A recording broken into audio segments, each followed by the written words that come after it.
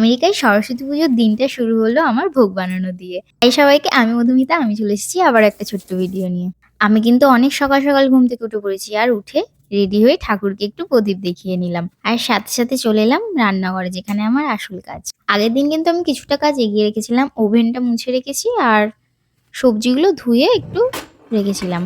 চলুন এবার আপনাদের সাথে গল্প করতে করতে আমি চটপট ৫ রকম ভাজা তৈরি করে ফেলি, কারণ আমার অনেক তাড়াতাড়ি নিয়ে যেতে হবে যেখানে পুজো হচ্ছে। আমি আগের ব্লগেই বলেছি যে আমাদের খুব বেশি দূরে পুজো হচ্ছে না, কাছাকাছি একটা গ্রুপ আছে, বাঙালি গ্রুপ, তো সেখানেই পুজো হচ্ছে। আর আমি তো বলেছি ৫ রকম ভাজা করে নিয়ে যাব, সেজন্য করছি।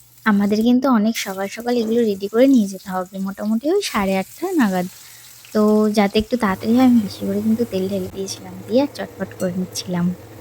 আমার তো কথা বলতে বলতে অলরেডি ২ রকম ভাজা হয়ে গেল, ফুলকপি ভাজা আর কুমড়ো ভাজা। আর এখানে আলুটা আমি ভাজতে বসিয়ে দিচ্ছি। এখনও কিন্তু আমার ২ রকম ভাজা বাকি আছে।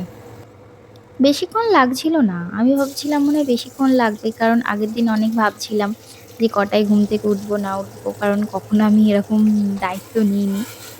তো একটু টেনশনে ছিলাম, কিন্তু সবটা দেখলাম আস্তে আস্তে হয়ে গেছে। বেশিক্ষণ লাগেনি, ১ ঘন্টার মধ্যে সবটা রেডি হয়ে গেছিলো। আর আলুটা ভাজা হয়ে যাওয়ার পরে আমি ওখানে বেগুনটা ভেজে নিলাম, আর এই যে লাস্টে ভেন্ডিটা ভেজে নিলাম। এখানে আমার সব ভাজাগুলো রেডি হয়ে গেল। আমার ওই ৭:৩০টার মধ্যে সমস্তটা কমপ্লিট হয়ে গেছিলো। তো এখানে সমস্ত দেখতে পাচ্ছেন আমার ৫ রকম ভাজা রেডি। এবার আমিও নিজেকে রেডি করে নিয়েছি। এবার যাওয়া যাক সরস্বতী পুজোর ওখানে। বাকিটা আর সরস্বতী পুজোর মুহূর্ত দেখাবো পরের ব্লগে। ততক্ষণ একটু ওয়েট করতে হবে। সবাইকে টাটা।